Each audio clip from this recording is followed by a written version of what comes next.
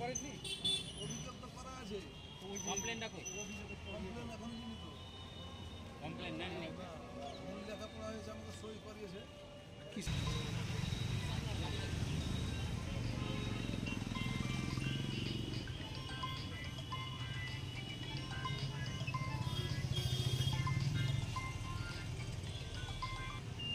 हाँ हाँ हाँ चलो दिखाओ এখানে পারমিশন নেই।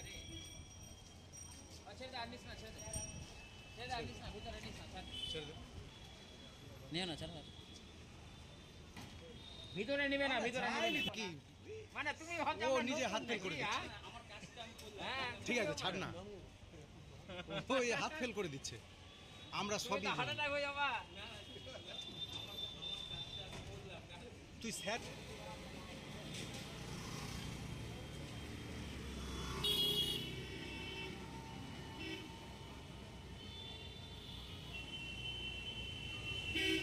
আমার ছেলে খুন হয়ে গেছে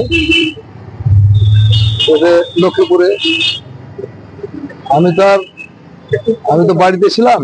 আমার ছেলে ল্যান্ডের ব্যবসা করতো, আবুল কালাম আজাদ।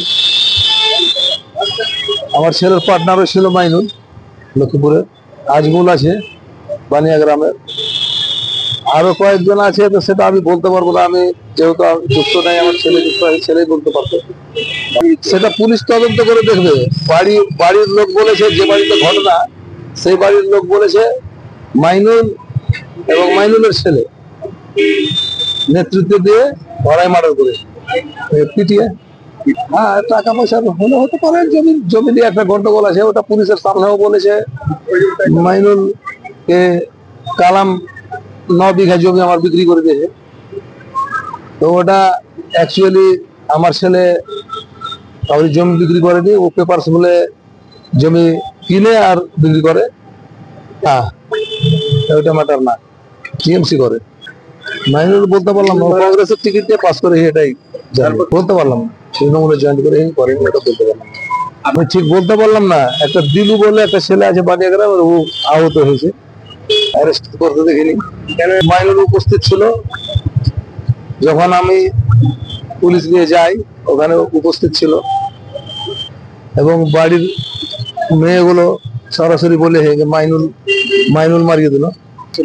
জন্মদিনের পার্টি বন্ধু বান্ধব নিয়ে এসেছিল। আমার ছেলের সঙ্গে জুলফিকার বলে একটা ছেলে ছিল, ওই আমার বাড়িতে ফোন করেছে। না না, ওর অন্য কাউ নিমন্ত্রণ খেতে এসেছিল, অনুষ্ঠানে ডেকেছিল। আমার নাম মোহাম্মদ আইনুল হক। আমি রাত তখন মোটামুটি 3:30-4টার দিকে আমার কাছে ফোনে খবর আসলো, আমার ভাগনা হয় আবুল কালাম আজাদ, ওকে মার্ডার করা হয়েছে, ঘরে বন্দি করে তাকে নির্মমভাবে হত্যা করা হয়েছে। তারপরে এখানে আসার পর তাকে শুনতে পেলাম কিভাবে তাকে নির্মমভাবে হত্যা করা হয়েছে, তার ঘটনাটা শুনতে পেলাম। তাকে ঘরে আবদ্ধ করে, হয়তো তার মাইনুল নামে একটা সেই কংগ্রেসের মধ্যে প্রার্থী ছিল, পরে তৃণমূল হয়েছে এটা শুনছিল। হ্যাঁ, অত রাজনীতি হতে ওটা বলতে পারবো না। এবার আসার পর জানলাম তাকে তার দলবল, হয়তো তার ছেলে এবং উনি নিজে মাইনুল হক এবং তার দলবল সহ চড়াও হয়ে আমার ভাগনা আবুল কালাম আজাদের ঘরে বন্দি করে তাকে যথারীতি মানে বিভিন্ন রকমের অস্ত্র দিয়ে আঘাত করে তাকে ওখানেই মেরে ফেলে দেওয়া হয়েছে। এবং যতক্ষণ না মরেছে ততক্ষণ তারা ওখানে ছাড়েনি। এখন সেটা হয়তো ডিটেলস আমরা বলতে পারবো না, কিন্তু এটুকু জানি একসঙ্গে ওরা বিজনেস পার্টনার করতেন, যে ল্যান্ড বিজনেস করতেন। জমি সংক্রান্ত বিজনেস আছে, কিন্তু উনিও ওখানে বিজনেস করছেন। আবুল কালাম আজাদ আমার ভাগনা ওর এরিয়াতে এসে বিজনেস করছে, তার প্রভাবটা হয়তো কমে যাচ্ছে, তাকে সেখানে বিজনেস করতে দিবে না, এইভাবে তাকে হুমকি দেওয়া হবে। কিন্তু সেরকম কোনো জমি নিয়ে ঝামেলা হয়তো তৃণমূল হতে পারে সবাই। এবার মাইনুলের ব্যক্তিগত রাগটা কোন দিক থেকে গেল সেটা জানা নেই, তবে কি ওর প্রভাবটা ওর এরিয়াতেই কমে যাচ্ছে। হয়তো আবুল কালাম আজাদ বাইরে থেকে এসে, ধরেন মিল্কি থেকে এসে এখানে বিজনেস করছে, সেখানে হয়তো উনি ফ্লপ হয়ে যাচ্ছেন, উন্নতি করতে পারছেন ব্যবসা সংক্রান্ত। কিন্তু ওনার সঙ্গে যে কোনো টাকা পয়সা লেনদেন উনি পাবে বিশাল বড় অঙ্কের, সেই রকম কোনো ঘটনা আমরা জানি না বা শুনি। ওর এরিয়াতে উনি এসে বিজনেস করছেন, তার প্রভাবটা কমে যাচ্ছে, উনি সেটা হয়তো মানিয়ে নিতে পারলেন না যে উনি বাইরে থেকে এসে আমার এরিয়াতে এসে রাজ করবে। এটাই হচ্ছে ওর মূল্য। তৃণমূল খাস তৃণমূল, এবং ও তৃণমূলে বেশ খাস লোক বললেই ধরা যায়। আমার নাম হচ্ছে এমপি আনসার আলী। আমি শুনতে পেয়েছি যে আমাদের ইংলিশদার ব্লকে লক্ষ্মীপুরে ভোররাতে একজন খুন হয়েছেন, নাম আবুল কালাম আজাদ। তদন্ত করে আমরা যা লোকের মুখে জানতে পেরেছি, লোকের কাছে, যে মহিলা ঘটিত কোনো ঘটনা ছিল, এর সাথে দলের কোনো সম্পর্ক নেই। দলের সাথে কোনোভাবে দলের কেউ জড়িত আছে কিনা আমরা জানি, পুলিশ তদন্ত করবে। কিন্তু যারা এই খুনের সাথে যুক্ত আছেন, আমি পুলিশ প্রশাসনের কাছে আবেদন করব, তদন্ত করুন, তদন্ত করে তাদেরকে গ্রেপ্তার করুন আর দৃষ্টান্তমূলক শাস্তির ব্যবস্থা করুন।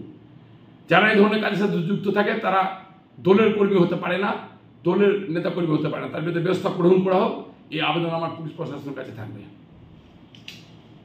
ইংলিশ বাজারে কালকে একটা ঘটনা ঘটেছে এবং এই ঘটনায় শামসুল বলে একজনকে পুলিশ নিয়ে এসছে। কি কি কি জানেন আপনি? আমি এখনই আপনাদের আসার কিছুক্ষণ আগে জানতে পেরেছি এই ধরনের একটা ঘটনা আমার ব্লকে ঘটেছে। আমি যখন 2023-এ ভোট করি, ওকে আমি টিকিট দিইনি। ও আমাদের দল থেকে পঞ্চায়েত সমিতি নির্বাচিত হয়েছিল 2018-তে, কিন্তু ওর নামে অনেক কমপ্লেন ছিল এবং ও জমির মাফিয়া, ও খুবই বাজে ছেলে। ওই জন্য আমি ওকে সাইড করেছিলাম, টিকিট দিইনি। তারপরে কার নেতৃত্বে কে বা কারা জয়েন করেছে আমি জানি না, তবে আমি ব্লক প্রেসিডেন্ট হিসাবে ওকে জয়েন করাইনি। আমি জানি ও কংগ্রেসেরই মেম্বার, ও তৃণমূলের মেম্বার নয়। কে কে কে তৃণমূলের মেম্বার?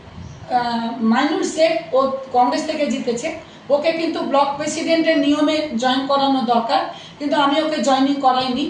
ও তৃণমূলের ঝান্ডা নিয়ে এদিক ওদিক যাচ্ছে, আমি জানি না কে বা কারা ওকে জয়েন করিয়েছে, কিন্তু আমি জানি ও কংগ্রেসের মেম্বার, ও কংগ্রেসেই আছে। ও কি কংগ্রেসে থেকে তৃণমূলটাকে ভাঙার চেষ্টা করছে?